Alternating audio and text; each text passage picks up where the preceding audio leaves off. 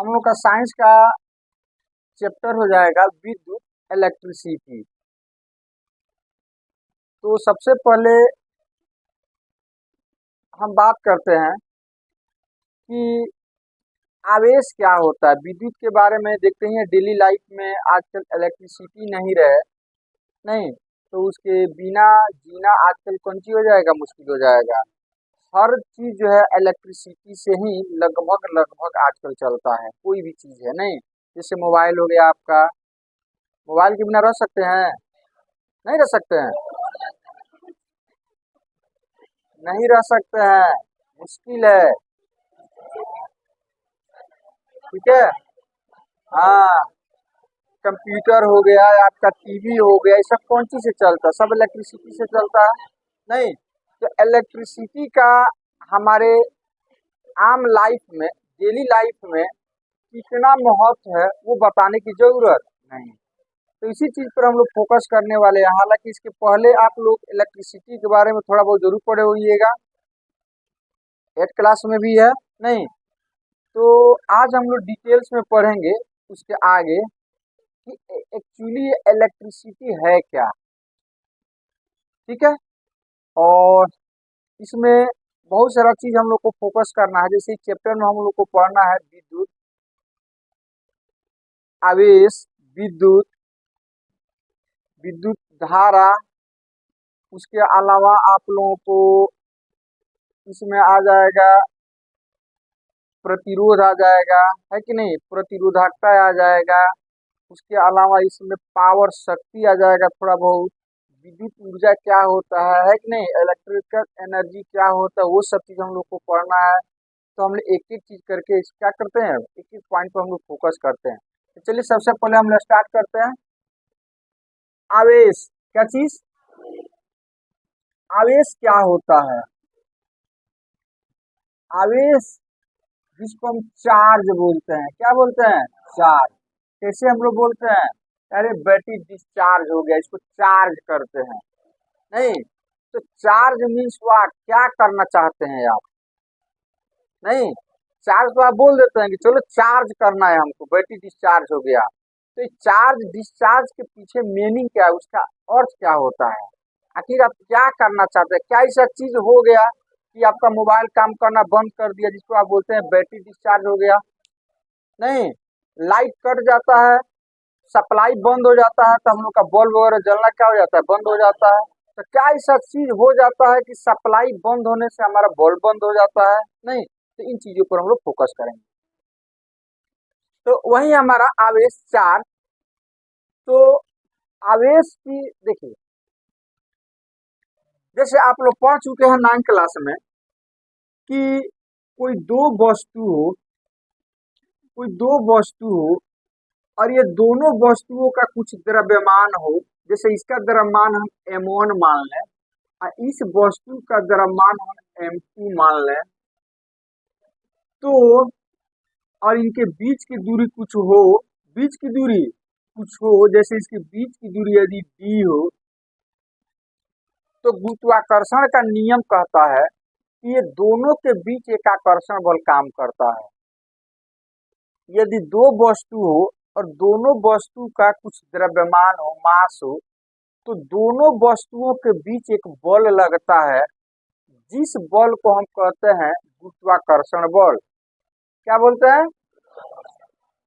गुरुत्वाकर्षण बल। नहीं, ये नियम न्यूटन साहब ने दिया था। तो दोनों के बीच एक आकर्षण बल लगता है, उस आकर्षण बल को हम कहते हैं गुरुत्वाकर्षण बल। और ये बल कितने के बराबर होता है, तो हम पढ़ चुके हैं 9th क्लास में। ये बल, इस बल को यदि F मान लिया जाए, तो ये बल जो होता है कि दोनों के द्रव्यमानों के गुणनफल बटा इसके बीच की दूरी के वर्ग के बराबर होता है। दो वस्तु हो, यदि दोनों वस्तु का कुछ द्रव्यमान हो, तो द्रव्यमान के कारण इन दोनों वस्तुओं पर एक बल लगता है।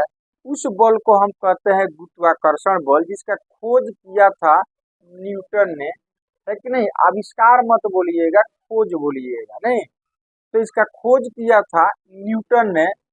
और दोनों वस्तुओं के बीच लगने वाला बल का फॉर्मूला उसने क्या दिया था कि दोनों वस्तुओं के बीच कितना बल लगेगा तो दोनों के द्रव्यमान को गुना कर दो और इसके बीच के दूरी का वर्ग करके भाग कर दो तो दोनों के बीच का आकर्षण बल क्या हो जाएगा, निकल जाएगा। तो ये बल जो होता है ये इसका अपना प्रॉपर्टीज हो गया। किसी भी दो वस्तु के बीच ये बल लगता ही है, किसके कारण, उसके द्रव्यमान के कारण। तो इसका प्रॉपर्टीज हो गया। ऐसे थोड़ा ना हम जबरदस्ती इसके कह रहे हैं कि तुम इसके ऊपर बल लगाओ, इसको कहते हैं तुम इसके ऊपर बल लगाओ।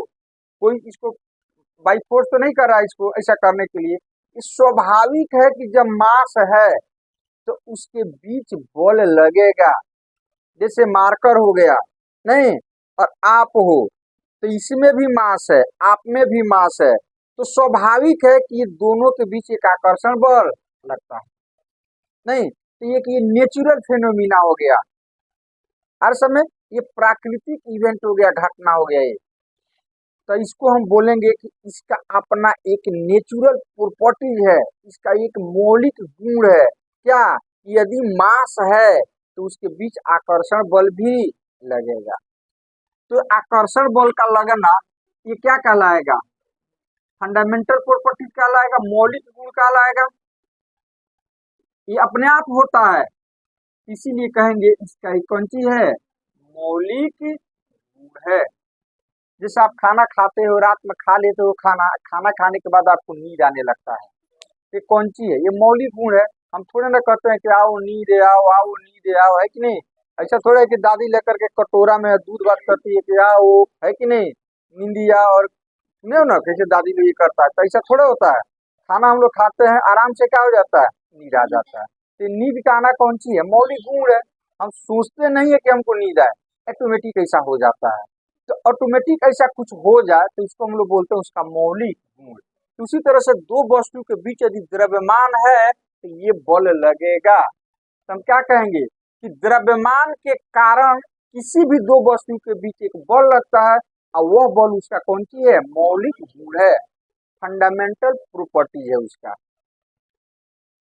उसी तरह से ही देखा गया कि दो वस्तुओं के बीच द्रव्यमान के कारण तो बल लगता ही है, ये दो वस्तु के बीच जो है कोई और बल भी लगता है।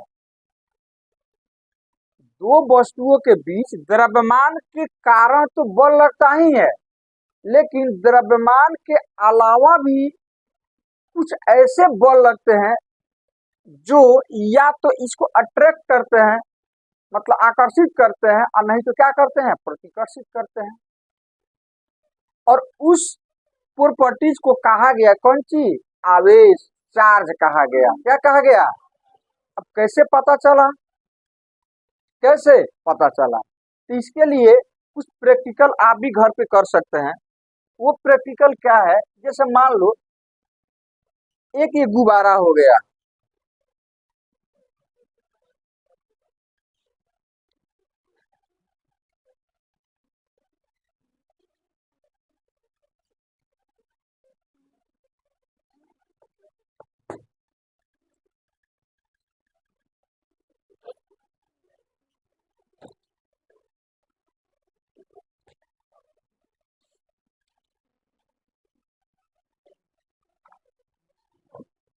अब देखिए दो ठो गुब्बारा हो गया, दो ठो एक गुब्बारा हो गया। अब इसको हम क्या करते हैं कि फैन बंद करो ये वाला थोड़ा देर के लिए, ये दो गुब्बारा हो गया नहीं। अच्छा अभी देखो, अभी ये फील करो कि इसके ऊपर किसी तरह का कोई बल नहीं, ऐसे हम लटका दे रहे थे, इसे स्वतंत्र अवस्था में लटके हुए नहीं, क्योंकि हवा के चल थोड़ा बहुत इधर उधर जा रहा है, बट इसको हम कह सकते हैं कि स्वतंत्र अवस्था में कौन सी है, लटका हुआ है। किसी तरह का मास है तो इसके बीच एक आकर्षण बल लगता होगा नहीं, तो वो आकर्षण बल बहुत कम होने के कारण आपको फील नहीं हो पा रहा है नहीं। अच्छा, अब हम क्या करते हैं, देखते हैं कि इसके ऊपर कोई और प्रॉपर्टीज आता है क्या। यदि वो प्रॉपर्टीज आ गया तो हम कहेंगे कि मास के अलावा भी कुछ इसके ऊपर प्रॉपर्टीज कार्य करता है, नहीं। तो चलो अब हम क्या करते हैं, इसको बाल से इसे रगड़ते हैं। कैसे रगड़ते हैं, बाल से इसको हम रगड़ते हैं, ऐसे ऐसे ऐसे बाल से।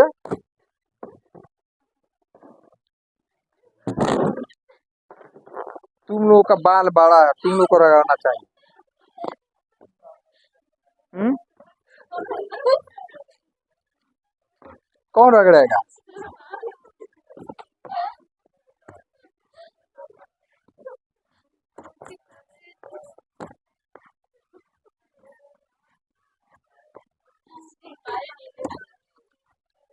ठीक है, चलो हमने बाल से रगड़ दिया, देखते हैं।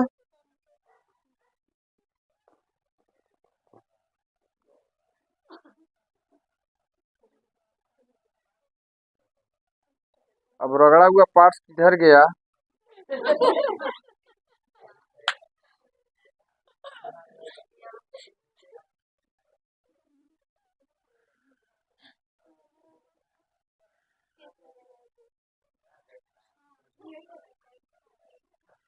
हम्म,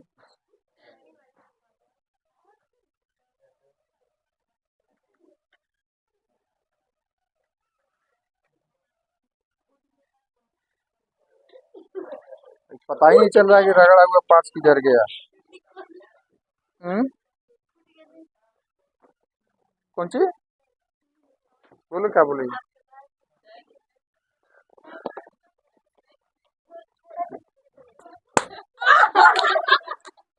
चलिए, तो इसको घर पे आप लोग प्रैक्टिकल कर लीजिएगा, है कि नहीं।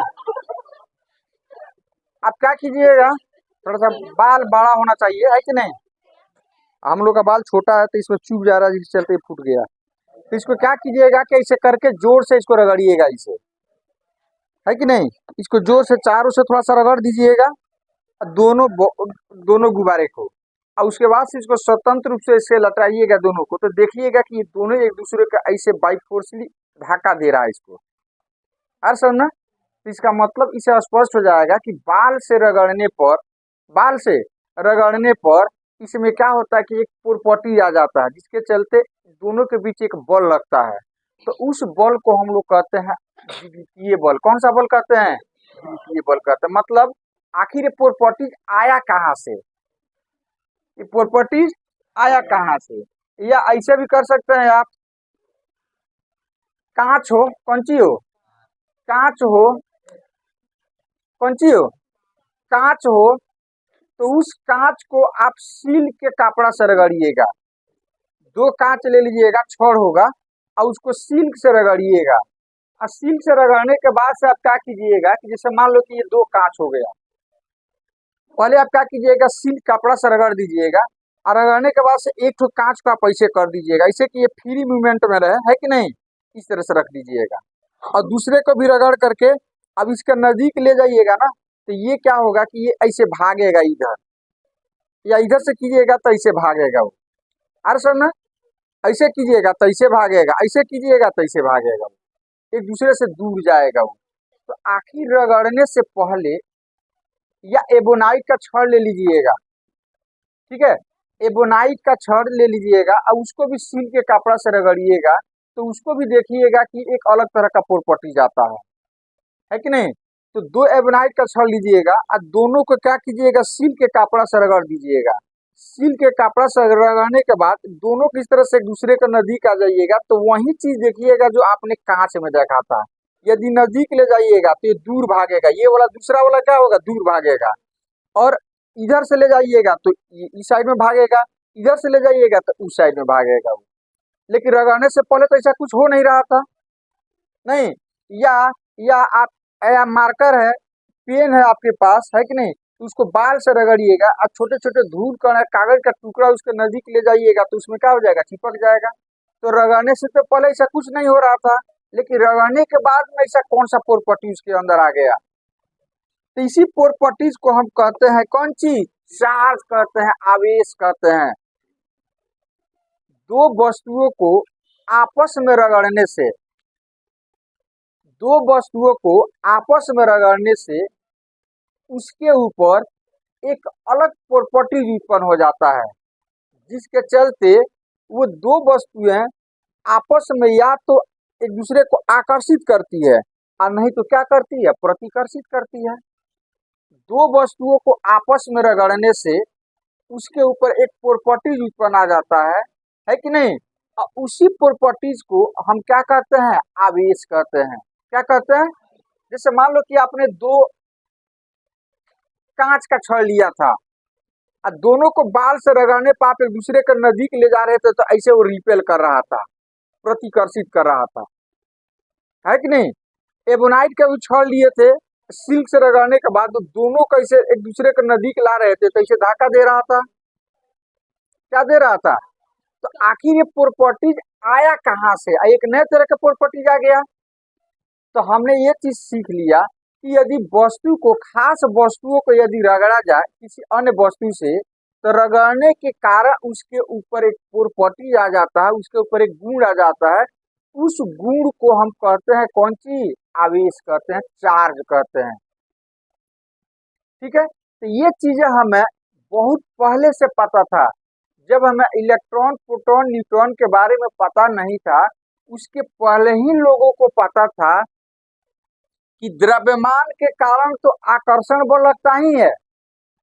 वस्तु को, खास खास वस्तुओं में एक और प्रॉपर्टी होता है कि यदि इन वस्तुओं को किसी अन्य वस्तु से रगड़ दिया जाए, तो उसके ऊपर एक प्रॉपर्टी आ जाता है, जिसके चलते या तो ये दो वस्तु एक दूसरे को आकर्षित करेंगी और नहीं तो क्या करेगी, प्रतिकर्षित करेगी।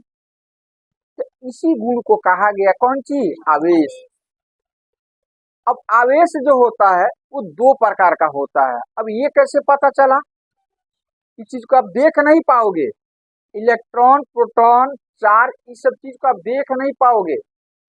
उसका कोई हाथ पर नहीं होता कि दौड़ेगा तो आप देख पाओगे, उसको फील करना पड़ेगा। तो हमारे साइंटिस्ट कैसे फील करते हैं इस चीज को? अब ध्यान से देखो। सपोज मान लो, स्टार्टिंग में हम इसको मानकर चलते हैं कि ये दोनों जो है कांच का छड़ है। कौन सी है? अच्छा, इसको हम बाल से इसे रगड़ देते हैं, या मतलब सील से रगड़ देते हैं, इसको सील कपड़ा से। और सील कपड़ा से रगड़ने के बाद जब इसको हमें इसे नजदीक ले जाएंगे ना, तो ऐसे धक्का देगा, एक दूसरे से इसे दूर भागेगा। इसका मतलब हम कह सकते हैं कि दोनों एक ही चीज है, कांचा है ना ये, और दोनों को हम किससे रगड़ रहे हैं? सील से। तो सील से रगड़ रहे हैं तो ये दोनों पर सेम प्रॉपर्टीज आ गया, जिसके चलते ये क्या कर रहा है? धक्का दे रहा है। बात समझ लो, ये दोनों कौन सी है? कांच है। तो इसको हम सिल्क से रगड़े और इसको भी सिल्क के कपड़ा से रगड़े, तो स्वाभाविक है दोनों सेम चीज है, तो दोनों पर सेम प्रॉपर्टीज आएगा। तो सेम प्रॉपर्टीज आने के कारण ये क्या करता है? धक्का देता है। अच्छा, अब एबोनाइट का छड़ लेते हैं। अब थोड़ा देर के लिए मान लो कि यही एबोनाइट का छड़ है, इसको भी हम सिल्क के कपड़ा से रगड़ दिए, इस पे समान प्रॉपर्टी आया, जिसके चलते धक्का देता है। अब हम क्या करते हैं, एक कांच लेते हैं और एक एबोनाइट का छड़ ले लेते हैं। क्या किया आपने? एक कांच लिया जो रगड़ा हुआ था, और दूसरा क्या लिया? एबोनाइट का छड़ लिया। अब आप क्या कर रहे हैं कि दोनों को, चलो थोड़ा देर के, दोनों को हम सिल्क के कपड़ा से इसे रगड़ देते हैं। और रगड़ने के बाद जब दोनों को एक दूसरे के नजदीक लाया गया, तब देखा गया कि ये दोनों एक दूसरे को आकर्षित कर ले रहे हैं। बात समझ रहे हो? कि दोनों कांच रहता या दोनों एबोनाइट रहता, तो क्या करता? प्रतिकर्षित करता। एक कांच है और एक कौन सी है? एबोनाइट है, बिना ढक्कन वाला एबोनाइट मान लो। इसमें ढक्कन है तो इसे क्या मान लो? कांच। अब ये दोनों को हम सिल्क के कपड़ा से रगड़ करके और एक दूसरे के नजदीक ला रहे हैं, तो क्या हो जा रहा है? ये सट जा रहा है, आकर्षित कर ले रहा है एक दूसरे को। इससे क्या अनुमान लगा सकते हो? यदि आप ही रिसर्च कर रहे हो तो क्या अनुमान लगाओगे? दो कांच प्रतिकर्षित करते हैं, एबोनाइट के दो छड़ प्रतिकर्षित करते हैं, एक कांच एक एबोनाइट लाते हैं तो क्या करता है? आकर्षित कर लेता है। तो इसका मतलब हो गया कि अलग अलग बॉडी पर, अलग अलग वस्तु पर अलग अलग चार्ज उत्पन्न हो सकता है। नहीं तो जब हमने कांच को रगड़ा है कि नहीं। तो कांच पर समान आवेश आ गया, क्या आ गया, समान आवेश आ गया। अच्छा, एबोनाइट को रगड़ा तो एबोनाइट पे भी समान आवेश आ गया, तो समान प्रॉपर्टीज आ गया। तो समान प्रॉपर्टीज, एक तो हमारे साइंटिस्टों को ये फील हुआ कि समान आवेश जो होते हैं वो एक दूसरे को क्या करते हैं, प्रतिकर्षित करते हैं। और वहीं एक आ गया कांच और एक आ गया एबोनाइट, ये दोनों आकर्षित करते हैं। इसका मतलब हो गया इस कांच पर अलग तरह का आवेश है और इस एबोनाइट पर कौन सी है, अलग तरह का आवेश है। अरे समझ में, तू ही तो आकर्षित कर लिया ये। तो हमारे पूर्वजों ने, साइंटिस्टों ने कहा कि तो एक को हम मान लें धन आवेश और एक को क्या मान लें, ऋण आवेश मान लें। मानना तो पड़ेगा क्योंकि आवेश ऑपोजिट होता है, नहीं होता है। एक एक मतलब दो प्रकार का हम कह सकते हैं। तो सवाल है कि दो प्रकार का है तो इसका नाम देना पड़ेगा ना। तो नाम देने के लिए, पहचान के लिए हमारे साइंटिस्टों ने कहा कि एक को मान लो आप धन आवेश और दूसरे को मान लो ऋण आवेश, दूसरे को ऋण आवेश। ठीक है, अब ये सिस्टम चलता रहा चलता रहा। अब हमारे साइंटिस्टों को ये पता चल चुका था कि द्रव्यमान का जो किसी दो पदार्थ का जो मौलिक गुण जो होता है, द्रव्यमान के कारण द्रव्यमान होता है, उसी तरह से दो और एक्स्ट्रा गुण उनको मिल गया। वो कौन सी था, आवेश। क्या था, आवेश। क्या था, आवेश। लेकिन आवेश की उत्पत्ति होती कैसे, अपने आप नहीं, उसको रगड़ने से होता है। दो वस्तुओं को रगड़ते हैं तो क्या होता है, आवेश की उत्पत्ति होती है। मतलब इसके अंदर खींचने का या प्रतिकर्षित करने का गुण आ जाता है। कब, जब दो वस्तु को आपस में, तो हम कह सकते हैं कि आवेश क्या है, आवेश की उत्पत्ति कैसे होती है। तो दो वस्तुओं को आपस में रगड़ने से आवेश की उत्पत्ति होती है, चार्ज की उत्पत्ति होती है। एक डिफिनीशन तो हो गया ये वाला कि आवेश क्या है। तो आवेश किसी वस्तु का एक मौलिक गुण है जो दो वस्तुओं को रगड़ने से उत्पन्न होता है। ये मास तो स्वाभाविक अपने आप ही होता है, लेकिन आवेश की उत्पत्ति कैसे होती है, दो वस्तुओं को, जैसे इसको हम बाल से नहीं रगड़े तो छोटे छोटे कागज को खींचेगा, तो बाल से रगड़ देने पर क्या ऐसा चीज आ गया, क्या ऐसा चीज हो गया जो खींचना चालू कर दिया। तो शुरू शुरू में हमारे साइंटिस्टों को ये पता नहीं था, रीजन पता नहीं था, बट इतना वो जानते थे कि इसको रगड़ते हैं तो इस पे एक प्रॉपर्टीज आ जाता है। उस प्रॉपर्टीज का नाम उसने क्या दे दिया, आवेश दे दिया। लेकिन आखिर ये प्रॉपर्टीज आता कैसे है ये उन लोग को पता नहीं था, पता। लेकिन मानकर चला गया कि दो वस्तुओं को आपस में रगड़ने से क्या उत्पन्न होता है, आवेश उत्पन्न होता है। आवेश कितने प्रकार का, दो प्रकार का। एक को कहा गया धन आवेश, एक को, तो लिखे यहाँ पर हम, तो आवेश कितने प्रकार का, आवेश की उत्पत्ति कैसे हुआ, दो वस्तुओं को आपस में, दो वस्तुओं को आपस में रगड़ने से, आपस में रगड़ने से, रगड़ने से आवेश की उत्पत्ति होती है, आवेश की उत्पत्ति होती है।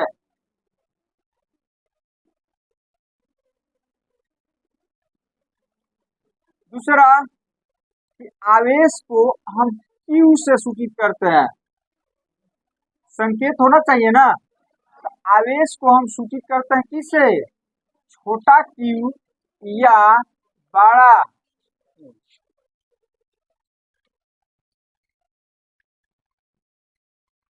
छोटा Q या बड़ा Q से सूचित करते हैं, ठीक है। और आवेश कौन सी है, वस्तुओं का ये भी एक मौलिक गुण है, फंडामेंटल प्रॉपर्टीज है। ये भी वस्तुओं का मौलिक, लेकिन ये गुण कब आता है, जब दो वस्तुओं को आपस में रगड़ते हैं तब ये प्रॉपर्टी उत्पन्न होता है। मौलिक आवेश कितने प्रकार का, तो आवेश जो होता है दो प्रकार का होता है। आवेश कितने प्रकार का, दो प्रकार का होता है। एक हो गया धन आवेश, धन आवेश पॉजिटिव चार्ज, धन आवेश नहीं, पॉजिटिव चार्ज, पॉजिटिव चार्ज। और दूसरा हो गया ऋण आवेश, ऋण आवेश जिसको बोलते हैं निगेटिव चार्ज, निगेटिव चार्ज बोला जाता है। ठीक है। अब आवेश के कुछ अपने गुण होते हैं, आवेश के गुण, क्या गुण होते हैं? इस धन आवेश को हम लोग पॉजिटिव चार्ज प्लस से भी सूचित करते हैं, ऋण आवेश को माइनस से सूचित करते हैं। तो आवेश के कुछ गुण होते हैं। पहला कि समान आवेश एक दूसरे को प्रतिकर्षित करते हैं, और असमान आवेश कैसे पता चला समान आवेश प्रतिकर्षित करते हैं? जैसे हमने छड़ लिया था, कांच का छड़ लिया था और उसको सील के कपड़ा से रगड़ा था, तो रगड़ने के बाद एक दूसरे के नजदीक ले गया तो देखा गया कि एक दूसरे को क्या करते हैं, धक्का देते हैं। या गुब्बारे को बाल से रगड़ना, दो गुब्बारा ले लेना, अब बाल से रगड़ने के बाद ऐसे लटकाओगे तो देखो गुब्बारा एक दूसरे से दूर भाग रहा है। तो गुब्बारा सेम केमिकल से बना होता है, अब बाल भी सेम केमिकल से बना हुआ है, तो इसीलिए दोनों को जब रगड़ते हैं तो जो प्रॉपर्टी इसके ऊपर आया वही प्रॉपर्टी इसके ऊपर आया नहीं, और दोनों के एक दूसरे के नजदीक ले गए तो क्या किया, धक्का दिया। तो हम कह सकते हैं कि बाल से रगड़ने पे एक प्रॉपर्टी आ गया, मतलब आवेश उत्पन्न हो गया। तो दोनों पर ही समान आवेश उत्पन्न होगा, स्वाभाविक है, क्योंकि दोनों ही कौन सी है, दोनों ही गुब्बारा है, दोनों ही कौन सी है, तो स्वाभाविक है दोनों पर कौन सा आवेश आएगा, समान नहीं। और एक दूसरे के नजदीक ले गए तो क्या किया, धक्का दिया। तो हम कह सकते हैं कि समान आवेश एक दूसरे को क्या करते हैं। उसी तरह से यदि हम कांच के छड़ ले लें और एबोनाइट के छड़ ले लें और दोनों को रगड़ करके एक दूसरे के नजदीक ला तो क्या किया, वो आकर्षित किया। तो कांच पर अलग टाइप का आवेश उत्पन्न होता है और एबोनाइट पर अलग टाइप का, तो ही तो आकर्षित कर रहा है। यदि समान रहता तो क्या करता, प्रतिकर्षित करता। इसका मतलब इस आधार पर हमारे साइंटिस्ट ने क्या निष्कर्ष निकाला कि आवेश के दो गुण होते हैं। पहला कि समान आवेश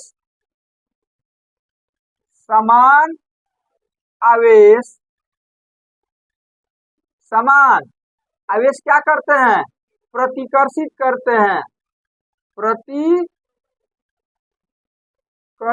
करते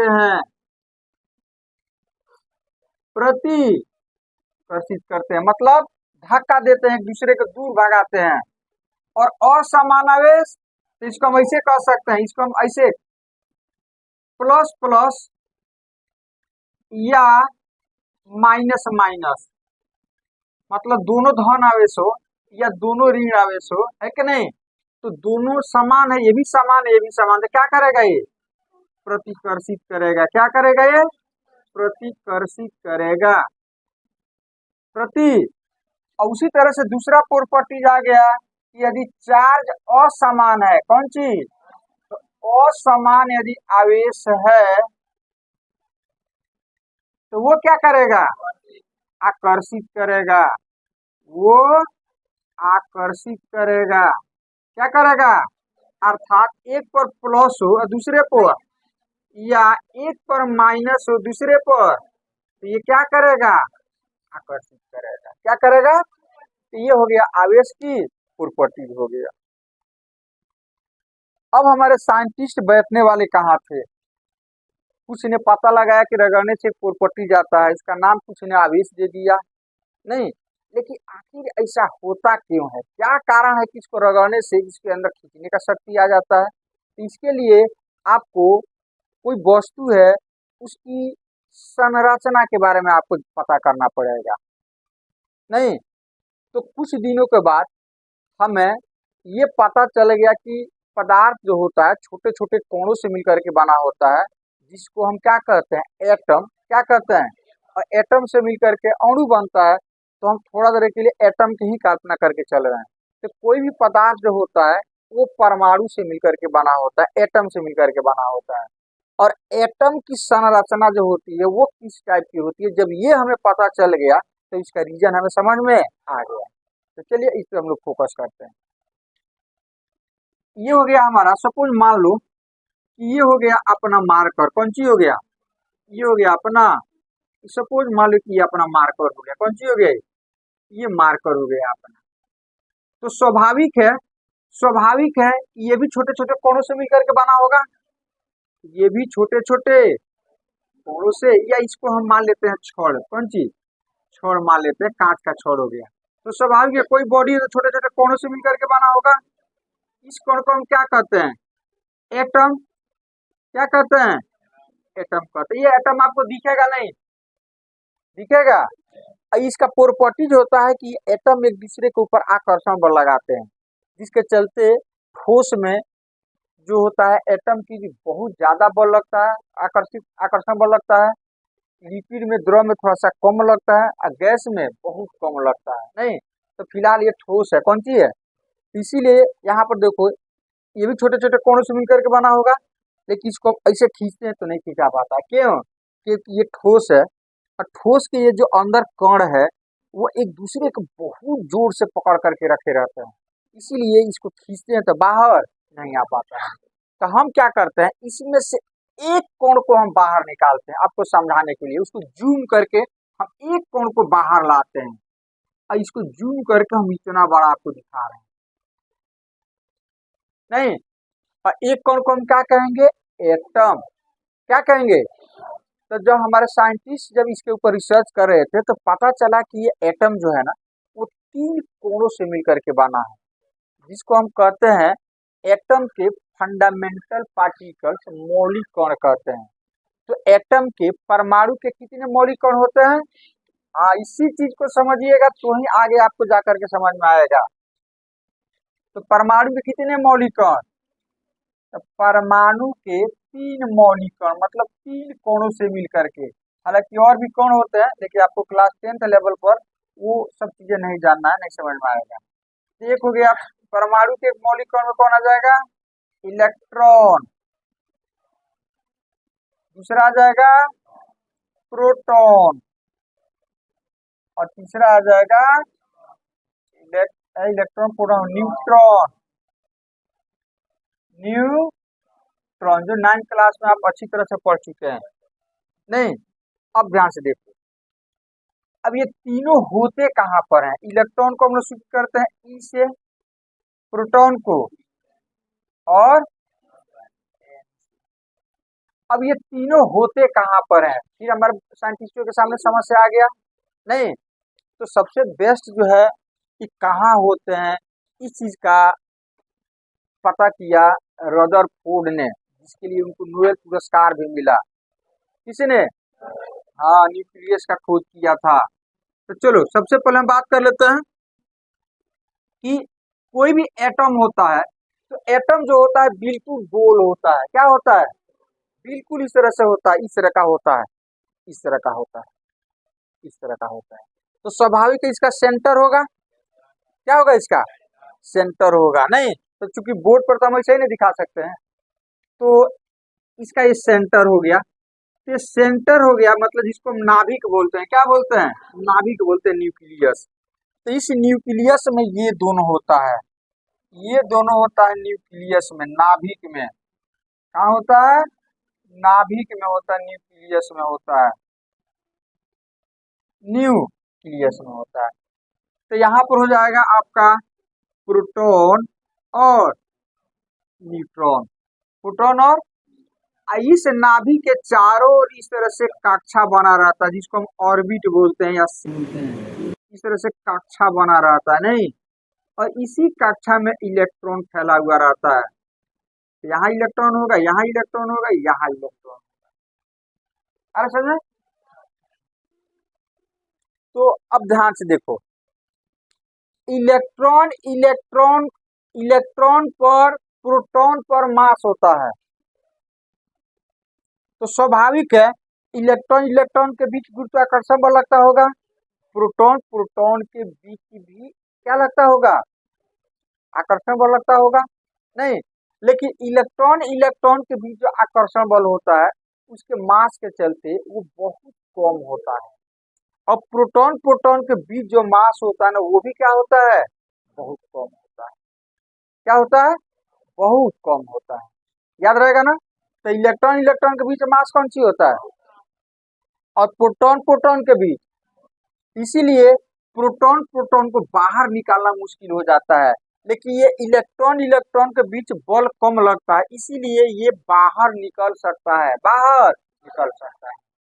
और बाद में हमें ये भी पता चल गया कि इलेक्ट्रॉन पर और प्रोटॉन पर आवेश होता है, अलग अलग नेचर का होता है, जो हम 9th क्लास में पढ़ चुके हैं। इलेक्ट्रॉन पर और प्रोटॉन पर क्या होता है, तो जो हमारे पूर्वजों ने इस सब चीज के बारे में कल्पना किया था, वही चीज जाकर के एटम के अंदर मिल गया। क्या, कि ये एटम में जो इलेक्ट्रॉन और प्रोटॉन होते हैं, न्यूट्रॉन पर कोई आवेश नहीं होता है, इलेक्ट्रॉन पर आवेश होता है और प्रोटॉन पर आवेश होता है, दोनों अपोजिट आवेश होता है। तो एक पे को माना गया ऋण आवेश और दूसरे का माना गया, तो प्रोटॉन पर कौन सा आवेश, हाँ प्रोटॉन पर, इस पे होता है धन आवेश, पॉजिटिव चार्ज, और इलेक्ट्रॉन पर नेगेटिव चार्ज। और ये भी देखा गया कि यदि एक प्रोटॉन पर 10 ठो आवेश है तो एक इलेक्ट्रॉन पर 10 ठो ही आवेश होगा, मतलब आवेश की मात्रा क्या होता है, समान होता है। तो एक इलेक्ट्रॉन पर, इलेक्ट्रॉन पर आवेश जो होता है वो होता है 1.6 गुना 10 के पावर -19। आवेश के बारे में ज्यादा डिटेल्स में हमें बताया किसने, कूलम्ब ने, इसीलिए इसका ऐसा ही मात्रा पता है, कौन सी, कूलम्ब, सी से शुरू किया जाता है।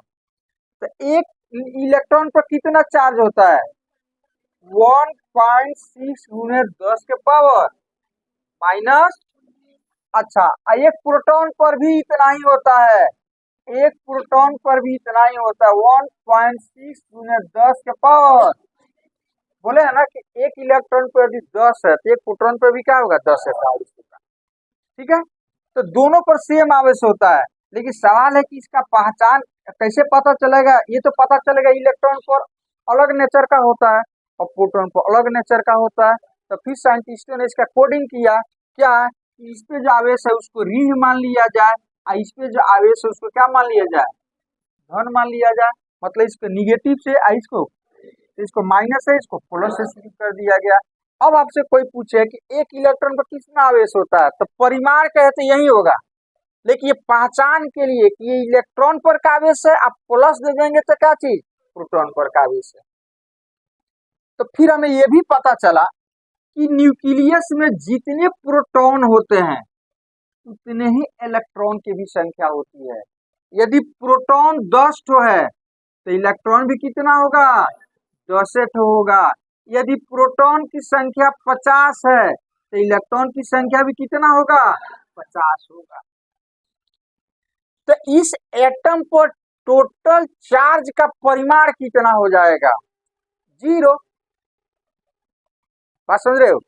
इस एटम पर टोटल आवेश का मान कितना होगा, 0। कैसे, ध्यान से देखो। मान लो एक इलेक्ट्रॉन है, एक प्रोटॉन है, एक इलेक्ट्रॉन है, तो एक प्रोटॉन पर कितना आवेश होगा, ध्यान से देखो, प्लस 1.6 गुने 10 के पावर, अच्छा एक इलेक्ट्रॉन पर तो माइनस, अच्छा इस पे कितना आवेश होगा वही हमको पता करना है। तो दोनों को जोड़ देंगे, इसको भी जोड़ देंगे, प्रोटॉन पर है उसको भी जोड़ देंगे, और जो इलेक्ट्रॉन पर है उसको भी क्या करेंगे, तो जोड़ते हैं। तो इसमें है कौन सी, माइनस 1.6 गुने 10 के पावर, अब क्या होगा, बराबर में से बराबर घटेगा, 0। क्या हो गया, तो इसके अंदर यदि 2 ठो प्रोटॉन है तो 2 ठो इलेक्ट्रॉन भी होगा, फिर आवेश समान हो जाएगा, जोड़े हुए तो क्या आ जाएगा, 0। इस तरह से तो आइए किससे, आइए आपका ये कांच किससे मिलकर के बना है, एटम से। तो एटम जो होता है इस पे नेट चार्ज 0, इसीलिए हम बोलते हैं कि कोई भी एटम जो होता है वो विद्युत उदासीन होता है। सामान्य अवस्था में नॉर्मली वो क्या होता है, उदासीन होता है, मतलब आपको किसी तरह का एक्टिविटी आपको दिखाई नहीं देगा। इसीलिए जब इसको हम बाल से नहीं रगड़े थे तो ये तो उदासीन है, क्योंकि इस पे कोई चार्ज नहीं है, अभी नेट चार्ज कितना जीरो, क्योंकि एटम से ही मिल करके बना है ना। तो एक एटम पर चार्ज कितना जीरो, तो जितने एटम है उस सब पे चार्ज कौन सी जीरो, इसका मतलब इसका चार्ज कितना जीरो। तो इसीलिए जब इसको हम बाल से नहीं रगड़े थे तो इस पे कोई आवेश ही नहीं है फिलहाल, इस पे कोई आवेश मतलब इस पे मास के अलावा खींचने या प्रतिकर्षित करने का कोई गुण इसके अंदर नहीं है। लेकिन वही जब बाल से रगड़ देते हैं तब कुछ ऐसा होता है जिसके चलते इसके खींचने का शक्ति आ जाता है। अब क्या होता है, अब ध्यान से देखो, मान लो हम बाल से रगड़ रहे हैं, तो बाल से रगड़ेंगे तो स्वाभाविक है एटम से घर्षण होगा, नहीं तो एटम से घर्षण होगा, तो घर्षण के क्रम में क्या होता है कि ये इलेक्ट्रॉन इलेक्ट्रॉन के बीच का बल जो होता है बहुत कम होता है, तो ये इलेक्ट्रॉन जो होता है रगड़ने से छटक जाता है, इसमें से निकल जाता है। हम बाल से इसे रगड़ रहे हैं तो रगड़ने के क्रम में ये किससे मिलकर के बना, एटम से। एटम के बाहरी कक्षा में कौन सा होता है, इलेक्ट्रॉन। तो जब इसको हम ऐसे रगड़ रहे हैं तो रगड़ने के क्रम में क्या होता है कि इससे इलेक्ट्रॉन निकल करके बाल में चला जाता है, या बाल से इसमें आ जाता है, कुछ तो होता है। रगड़ने से क्या होता है, फील करो, इसको देख नहीं पाओगे, आप भी फील करो कि रगड़ने, ये तो हम समझ में आ गया, इंटरनली स्ट्रक्चर से हमको समझ में आ गया कि कोई भी वस्तु स्टार्टिंग में मतलब सामान्य अवस्था में क्या रहता है, उदासीन रहता है, उदासीन समझ रहे हो ना, उसके अंदर किसी तरह का खींचने का या धक्का देने का प्रॉपर्टी नहीं रहता है। लेकिन वहीं जब हम बाल से रगड़ते हैं या किसी अन्य चीज से रगड़ते हैं खास चीज से, तो उस स्थिति में इसके अंदर खींचने या प्रतिकर्षित करने का गुण आ जाता है। तो वो गुण क्यों आता है वही चीज हम लोग को समझना है। तो आप ही बताओ ना, अब ये चीज अब समझ गए कि हम रगड़ रहे हैं तो किससे रगड़ हो रहा है, इलेक्ट्रॉन से। एटम के बाहरी कक्षा में कौन सी है, तो किससे रगड़ रहा है, इलेक्ट्रॉन से। तो रगड़ने के क्रम में ये इलेक्ट्रॉन जो होता है वो छटक करके आ जाता है बाल में, या बाल से हो सकता है कि छटक करके आ जाए इसमें। बाल भी तो एटम से मिलकर के बना है, तो बाल के भी तो इलेक्ट्रॉन से घर्षण हो रहा है, नहीं तो हो सकता है कि इसका बाल का इलेक्ट्रॉन इसमें आ जाए या इसका इलेक्ट्रॉन बाल में चला जाए। और जैसे ही इलेक्ट्रॉन इधर से उधर जाता है इसके अंदर खींचने का शक्ति आ जाता है, मतलब आवेश की उत्पत्ति हो जाती है, ये गुण आ जाता है, कौन सा, आवेश वाला। तब बताओ, अब ये डिफिनीशन तो आपका पुराना हो गया कि दो वस्तुओं को आपस में रगड़ने से आवेश की उत्पत्ति होती है।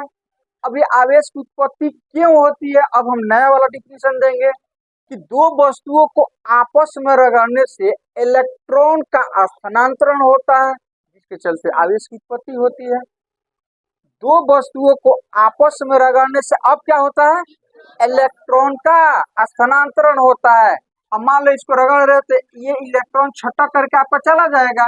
मान लो आपका ये बाल हो गया, कौन सी हो गया, तो बाल में क्या हो जाएगा, या तो इलेक्ट्रॉन ऐसे चल के इसमें आ जाएगा, नहीं तो इसमें चल करके इसमें आ जाएगा। और जैसे ही इलेक्ट्रॉन इधर से उधर जाता है इसके अंदर खींचने का प्रॉपर्टी, तो वही कांच के साथ हो रहा था जब हम सिल्क से रगड़ रहे थे। तो या तो सिल्क के वो भी एटम से मिलकर बना है, तो उसके इलेक्ट्रॉन या तो इसमें आ जा रहे हैं और नहीं तो इसके इलेक्ट्रॉन उसमें आ जा रहे हैं। अब हम इस चीज को समझते हैं कि मान लो ये मार्कर जो है अपना, मान लो कि ये अपना कांच हो गया, कौन सी हो गया, कांच हो गया।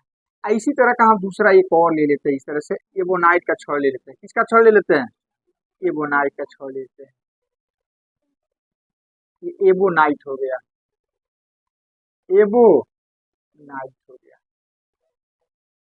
अब ध्यान से देखो, दोनों को हमने सिल्क के कपड़ा से रगड़ करके रखा है, या दोनों का क्या किया है, या इसे समझो, मान लो इसको आपने बाल से रगड़ा है तो इसके ऊपर आवेश आ गया। अब किस तरह का आवेश आया, आवेश दो प्रकार का, या तो धन आवेश और नहीं तो जो इलेक्ट्रॉन त्यागता है तो उसके ऊपर जो आवेश आता है तो उसको हम बोलते हैं कि ये धन आवेशित हो गया, मतलब पॉजिटिव चार्ज आ गया। और जो इलेक्ट्रॉन ग्रहण करता है उसको हम कहते हैं ऋण आवेशित, मतलब उसको निगेटिव चार्ज इसके ऊपर आ गया। जो त्यागता है धनी मनी आदमी क्या करता है, लेता है कि देता है? पैसा देता है किसी को। धनी मन आदमी क्या करता है, कर्जा लेगा, वो कर्जा बांटता है। अब धीरू भाई अंबानी कर्जा लेगा, मुकेश अंबानी है कर्जा लेगा, बांटता है। और गरीब आदमी तो लेने वाला ऋणी, ऋण लेता है, और देने वाला धनी। मतलब जो इलेक्ट्रॉन त्यागता है वो धन आवेश, और जो इलेक्ट्रॉन लेता है देने वाला धनी और लेने वाला ऋणी। तो जो इलेक्ट्रॉन त्यागेगा उसके ऊपर धन आवेश, और जो इलेक्ट्रॉन लेगा, याद हो गया, इलेक्ट्रॉन त्यागने वाला आवेश का प्रॉपर्टी तो उत्पन्न होगा, तो कौन सा आवेश बोलेंगे उसको, और लेने वाला। अब हम लॉजिक समझते हैं कि धन आवेश क्यों बोलते हैं। अब ध्यान से देखो, अच्छा हम मान लेते हैं ये दो एटम हो गया। ध्यान से देखो इधर, एक हो गया मान लो कि आपका मार्कर का, एक हो गया बाल का एटम, नहीं। अच्छा अब इसके अंदर सपोज मान लो ये न्यूक्लियस हो गया, कौन सी हो गया, तो स्वाभाविक यहाँ प्रोटॉन होगा, कक्षा में क्या होगा, इलेक्ट्रॉन। तो मान लो यहाँ पर प्रोटॉन की संख्या 10 है, कितना है, 10 है, तो स्वाभाविक 10 इलेक्ट्रॉन भी होगा। तो इलेक्ट्रॉन की संख्या कितना, अब कोई जरूरी नहीं है कि बाहरी कक्षा में 200 होगा। इलेक्ट्रॉनिक विन्यास पढ़ाए थे, कल ही पढ़ाया था आप लोगों को। तो चलिए, अच्छा अब हम मान लेते हैं कि ये जो है एटम है, तो इसके भी प्रोटॉन इलेक्ट्रॉन होंगे। तो प्रोटॉन की संख्या यहाँ पर मान लेते हैं 12, तो इलेक्ट्रॉन की संख्या भी कितना, तब न बिंदु तो उदासीन होगा। अच्छा चलो, अब आप दोनों को क्या कर रहे हो कि इसको और इसको रगड़ रहे हो। ये हो गया आपके मार्कर का एटम, ये हो गया आपके बाल का एटम। अब दोनों को रगड़ रहे हो, तो रगड़ने से सपोज मान लो ऐसा हुआ कि इसका इलेक्ट्रॉन थोड़ा सा कम बल से बांधा हुआ, तो ये इलेक्ट्रॉन छटक करके चला गया इसमें। इधर ध्यान से, पोपट के जैसा मत खाली आंख ऐसे करते रहो और दिमाग कहीं और है, तब ना नहीं समझ में आता है कुछ।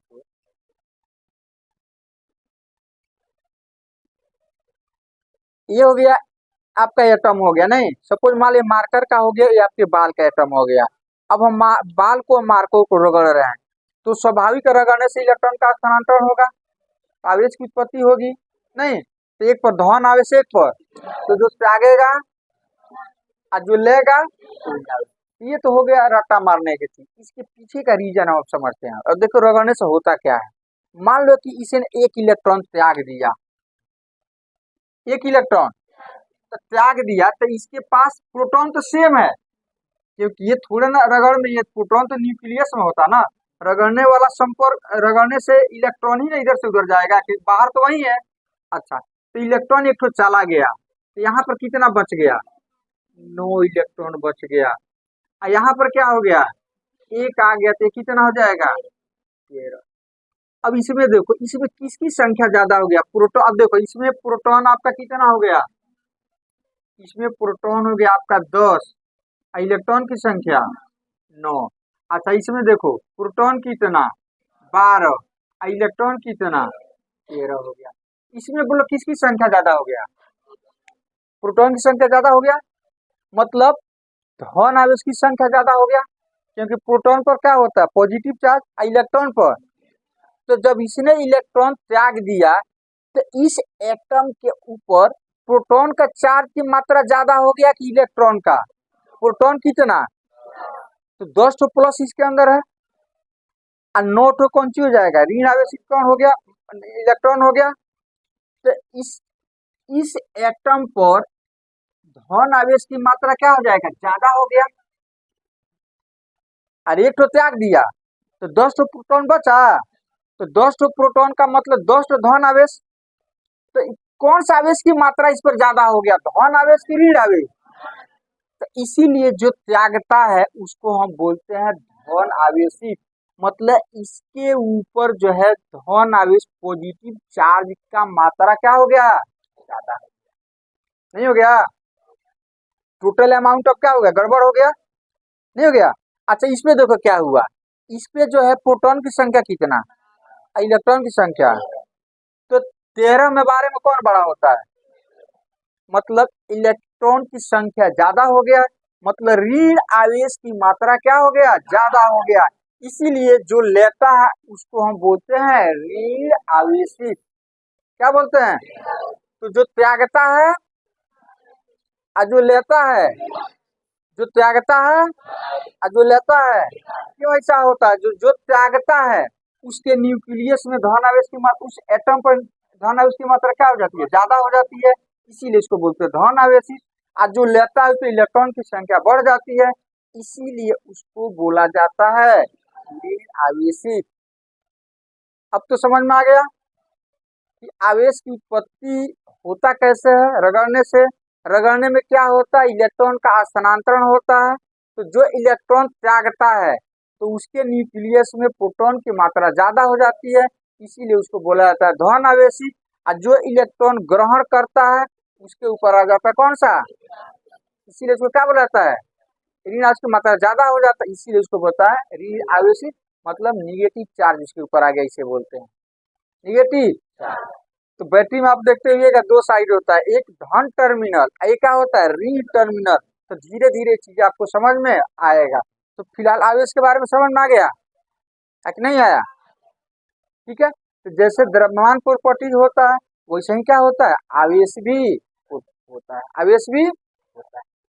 अब यही आवेश जो है एक स्थान से दूसरे स्थान तक जाता है, मतलब यही इलेक्ट्रॉन जो होता है, इलेक्ट्रॉन के ऊपर क्या रहता है आवेश, ये प्रोटॉन थोड़ा ना इधर से उधर जाएगा, कौन जाएगा, इलेक्ट्रॉन है ना जाएगा। तो यही इलेक्ट्रॉन, मतलब यही आवेश जब एक स्थान से दूसरे स्थान तक जाता है तो उत्पन्न होता है करंट, विद्युत उत्पन्न होता है। नहीं, यदि ये इलेक्ट्रॉन इधर से उधर जाएगा तो इसका मतलब उसके ऊपर कौन सी है, आवेश है।